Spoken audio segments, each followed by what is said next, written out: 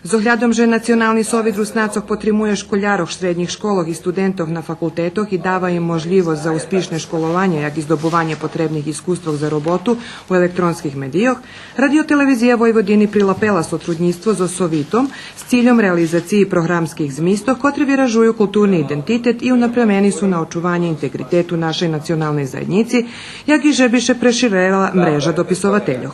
Vinješka, nažalj, malo nahoditi, da bi mladi ljudi mogli ukazati svoj talent i svoje schopnosti.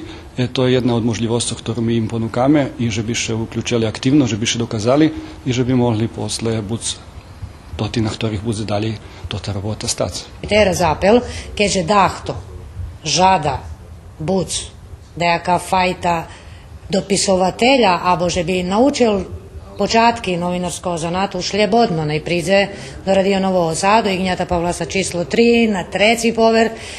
Mi pobešedujeme z njimi všelijak mu dame na hodu, že bi se oprobovalo u tim. Сотрудництво Радиотелевизии Vojvodine и Националного совету Руснацов уможливі младим здобування праksi, фахове осposobljovanje i naščivi šitskim kotri zainteresovani za očuvanje tradicije, kulturi i ruskого jazika.